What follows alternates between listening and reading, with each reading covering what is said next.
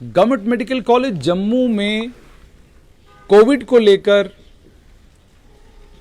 परेशानी बनने लगी है। गवर्नमेंट मेडिकल कॉलेज में आइसोलेशन के लिए 33 बेड हैं। आइसोलेशन वार्ड के 33 के 33 बेड जो हैं, ये 33 के 33 बेडों के ऊपर इस समय पेशेंट हैं और लगभग 5 से 6 के करीब सस्पेक्टेड कोविड पेशेंट्स हैं जिन्हें आइसोलेशन वार्ड में भर्ती करना है, लेकिन भर्ती करने के लिए बेडों की अवेलेबिलिटी गवर्नमेंट मेडिकल कॉलेज के आइसोलेशन वार्ड में नहीं है। CD hospital, chest disease hospital में लगभग 100 के करीब बेड हैं, जिनमें से 70 बेडों के ऊपर पेशेंट हैं। 30 के करीब बेड वहां पर अवेलेबल हैं। वहां पर भी स्थिति कोई ठीक नहीं है।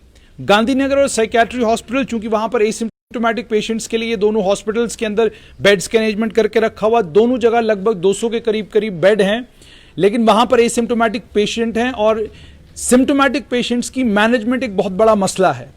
जिन पेशेंट्स के सिम्टम्स हैं, जिन पेशेंट्स को निमोनिया है, जिन पेशेंटों को बुखार है, जिन पेशेंटों जिन्हें कोमॉर्बिडिटीज हैं, हार्ट की प्रॉब्लम है, लंग्स की प्रॉब्लम है या कोई और बीमारी है, जिस बीमारी के चलते उन्हें कोविड का इन्फेक्शन भी हुआ है और जिन्हें एक्स्ट्रा ऑर्डिनरी केयर और कॉशन की ज़रूरत है, उन लोगों के लिए बेड्स की अवेलेबिलिटी गवर्नमेंट मेडिकल कॉलेज में तो बिल्कुल नहीं है। सीडी हॉस्पिटल में है, मगर CD hospital, government medical college दोनों जगह के लिए कल मुख्य सचिव यानी चीफ सेक्रेटरी BVR सुब्रमण्यम ने यह कहा कि बेडों की तादाद 200 कर लीजिए, लेकिन मैनेजमेंट का यह कहना है, गवर्नमेंट मेडिकल कॉलेज का प्रशासन ये सोचने लगा है अब कि इन सारे बेड्स, हम 200 तो बेड्स कर देंगे, लेकिन इन बेड्स की मैनेजमेंट के लिए डॉक्टर्स कहां से लाएंगे। चीफ सेक्रेटरी BVR सुब्रमण्यम ने कल डायरेक्शंस दी कि NHM नेशनल हेल्थ मिशन से डॉक्टर्स को ट्रांसफर करिए, उनको मेडिकल कॉलेज भेजिए ताकि वो इस मैनेजमेंट में मददगार साबित हों। मगर कोविड की टीम का ये कहना है कि जब इन डॉक्टर्स को भेजा जाएगा तो किस तरीके से कोविड पेशेंट्स को मैनेज करना है, खासकर वो जो कोमॉर्बिडिटीज वाले हैं, खासकर जो क्रिटिकल हैं, खासकर जो ऑक्सीजन की सपोर्ट पर हैं, खासकर वो कि जिन्हें और कोई बीमारी है, हार्ट एलिमेंट है, बुखार है, जुकाम है, या हार्ट एलिमेंट के साथ साथ मान ली लंग्स की कोई प्रॉब्लम है, लिवर की कोई प्रॉब्लम है, उन पेशेंट्स को मैनेज किस तरीके से किया जाएगा। ऑक्सीजन पर 16 से 17 के करीब पेशेंट जो है ऑक्सीजन पर हैं। सीरियस और सिक 33 के 33 पेशेंट्स हैं।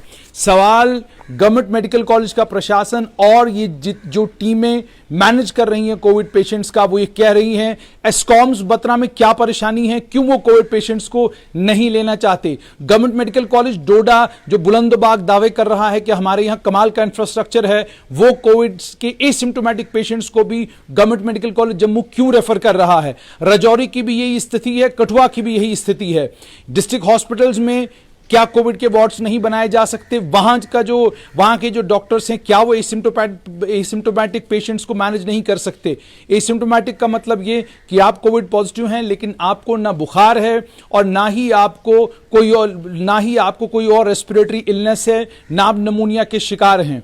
अगर ये स्थिति है, इस स्थिति के चलते हुए कोविड मैनेजमेंट की जो टीम गवर्नमेंट मेडिकल कॉलेज में है वो परेशान है।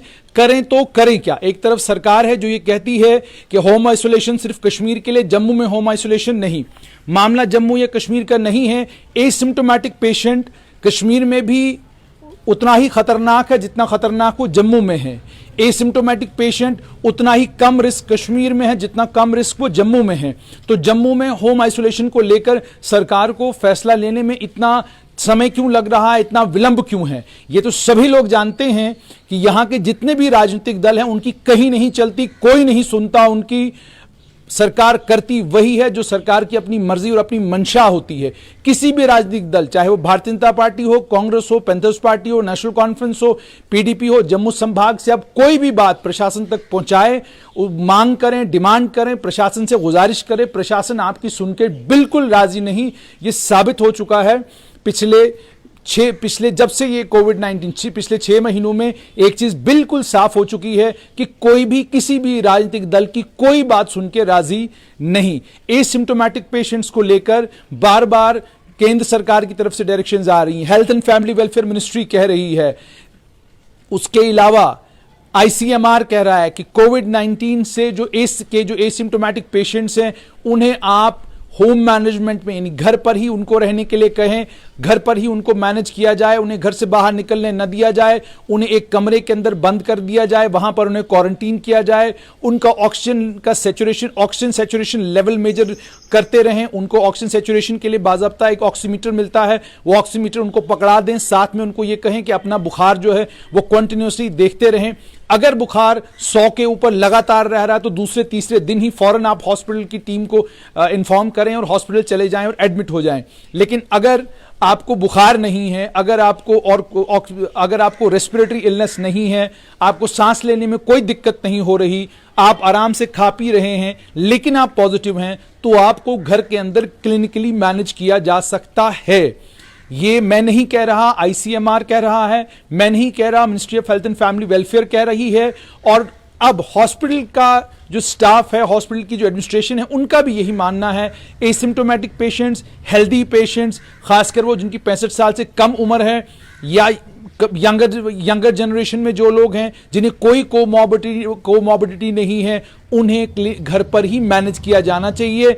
एसिम्टोमेटिक हैं तो उन्हें होम आइसोलेट ही किया जाना चाहिए। मगर सरकार विलंब कर रही है फैसला लेने में। विलंब के चलते हर पेशेंट जो कोविड पॉजिटिव हो जाता है वो सीधा गवर्नमेंट मेडिकल कॉलेज भागता है। जो थोड़े वीआईपी पेशेंट हैं वो तो नारायणिया हॉस्पिटल जाते हैं। कौन बिल बल रहा है, कहां से ये कौन बिल भर रहा है, किसका पैसा जो है नारायणिया हॉस्पिटल में खर्च किया जा रहा है मैनेजमेंट के लिए, ये किसी को मालूम नहीं, कोई नहीं जानता। आम आदमी की रीत से बाहर है नारायणिया हॉस्पिटल। लेकिन एस्कॉम्स को तो बोला जा सकता है कि आप कोविड पेशेंट्स के लिए एक वार्ड मुख्तस करें, एक कोविड पेशेंट्स के लिए एक वार्ड रख दें।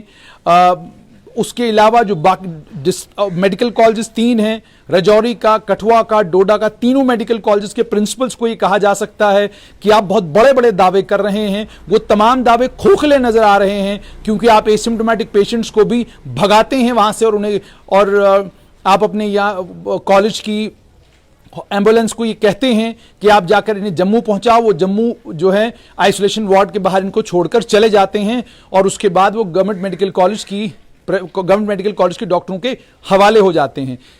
इसका मतलब यह है, अगर गवर्नमेंट मेडिकल कॉलेज डोडा, गवर्नमेंट मेडिकल कॉलेज राजौरी और कठुआ तीनों कोविड पेशेंटों को अपने वहां ट्रीट नहीं कर सकते, तो फिर ये 3 मेडिकल कॉलेज खोलकर यह कहना कि अब वहां की जो हेल्थ नीड्स हैं, वहां की जो सेहत की जरूरियात हैं, उन तमाम जरूरियात को यही कॉलेज कैटर करेंगे, मुझे लगता है ये जरा ज्यादती है। गवर्नमेंट मेडिकल कॉलेज में इस वक्त आइसोलेशन वार्ड में बेड्स नहीं हैं। सरकार कहती है 200 कर दीजिए, वो कहते हैं जी 200 तो करेंगे, लेकिन स्टाफ कहां है, कौन मैनेज करेगा इन बाकी बेड्स को? डॉक्टर्स, और उसके बाद डॉक्टरों की सबसे बड़ी परेशानी ये कि जिन डॉक्टर्स को कोविड पेशेंट्स को मैनेज करने के लिए कोविड वार्ड्स में जिनकी ड्यूटीज लगाई जाती हैं, अगर उनमें से 2 डॉक्टर पॉजिटिव आए तो पहले तो 14 दिन के लिए वो डॉक्टर क्वारंटीन हो गए, उसके बाद अगर वो रिकवर करते हैं तो और 14 दिन के बाद, 14 दिन तक वो कोविड वार्ड में आ नहीं सकते। 28 दिन के बाद वो 2 डॉक्टर दोबारा से अवेलेबल हो जाते हैं गवर्नमेंट मेडिकल कॉलेज के पास क्वारंटीन वार्ड को और आइसोलेशन क्वारंटीन सेंटर को देखने के लिए और आइसोलेशन वार्ड में पेशेंट्स को देखने के लिए। यह स्थिति इस समय गवर्नमेंट मेडिकल कॉलेज के आइसोलेशन वार्ड की है। क्या सरकार कोविड पेशेंट्स की मैनेजमेंट का सारा जिम्मा अगर डॉक्टरों का है, तो बेड्स को लेकर, फैसिलिटीज को लेकर फैसला करने की जिम्मेदारी डॉक्टरों की क्यों नहीं? जो ग्राउंड पर काम कर रहे हैं, जो असल में कोरोना वॉरियर हैं, उन्हें वॉरियर का टैग देकर उनकी तारीफ करके या उन्हें gold medal of integrity, LG's gold medal for integrity देने के बाद उन्हें यह कह देना कि फैसला आप नहीं करेंगे, सब कुछ हम करेंगे, आप सिर्फ सुनिए, हम जो कह रहे हैं वो आप सुनिए। ये सुनाना और सुनना नहीं, ये एडमिनिस्ट्रेटिव सेटअप के लिए ठीक नहीं है। डॉक्टर को मालूम है पेशेंट का इलाज कैसे करना है। अगर एक आदमी ये कहना शुरू कर दे कि डॉक्टर का कैसे काम करेगा वो भी मुझे पता है, हलवाई कैसे मिठाई बनाएगा वो भी मुझे पता है, बिजली वाला तारे कैसे ठीक करेगा वो भी मुझे पता है, सड़क कैसे बनेगी वो भी मुझे पता है, पानी का निजाम ठीक कैसे चलेगा वो भी मुझे पता है। सब कुछ अगर मुझे पता है तो फिर इस सारे सिस्टम को इन सारे विभागों को, इन सारे कर्मचारियों को काम करने की जरूरत क्या है? फिर एक ही आदमी सबका काम कर सकता है। प्रशासन को सोचना होगा, नए लेफ्टिनेंट गवर्नर मनोज सिन्हा को संज्ञान लेना होगा और इंश्योर करना होगा कि डॉक्टर्स को फैसला करने का हक दिया जाए कि एसिम्प्टोमेटिक पेशेंट्स किन्हें हॉस्पिटल बुलाया जाए, किन पेशेंट्स को आइसोलेशन में एडमिट किया जाए और कौन से पेशेंट ऐसे होंगे जिन्हें इजाजत दी जा सकती है कि आप होम आइसोलेट हो जाएं, अपना ख्याल रखें। और अगर आप सिम्टम्स डेवलप करते हैं, अगर आपको सांस लेने में दिक्कत होती है, अगर आपको खांसी लगती है और कॉन्टिन्यूसली अगर आपको 2-3 दिन से बुखार है और वो भी 100-102 के करीब का बुखार है, तो आपको किस समय हॉस्पिटल में एडमिट करना है, ये सारे फैसले करने का इख्तियार जब तक मेडिकल कॉलेज को नहीं दिया जाएगा, जब तक डॉक्टर्स को नहीं दिया जाएगा, तब तक कोविड की मैनेजमेंट इतनी ही क्योटिक होगी जितनी क्योटिक कोविड की मैनेजमेंट इस वक्त है कि आपके आइसोलेशन वार्ड में बेड्स नहीं है और आपको रातों रात कहा जा रहा है कि 200 बेड्स की फैसिलिटी आप क्रिएट करिए। 200 बेड्स की फैसिलिटी क्रिएट करेंगे, उस फैसिलिटी को कैटर करने के लिए डॉक्टर कहां हैं? ये वो सारे सवाल हैं जिन सवालों पर सरकार को भी सोचना होगा, संज्ञान लेना होगा और एक प्रैग्मेटिक सॉल्यूशन इस प्रॉब्लम का निकालना होगा। डॉक्टर्स कहते हैं होम आइसोलेशन मुमकिन है एसिम्प्टोमेटिक पेशेंट्स के लिए, खासकर वो पेशेंट जो सेहतियाब हैं, जिन्हें ज्यादा दिक्कत या परेशानी का सामना नहीं करना पड़ रहा, जिन्हें बुखार नहीं है लेकिन वो कोविड पॉजिटिव हैं, उनकी होम मैनेजमेंट पॉसिबल है, ये कहना है डॉक्टर्स का। लेकिन क्या सरकार सुनेगी? अब सवाल ये है, और अगर सुनेगी आपको जरूर बताएंगे।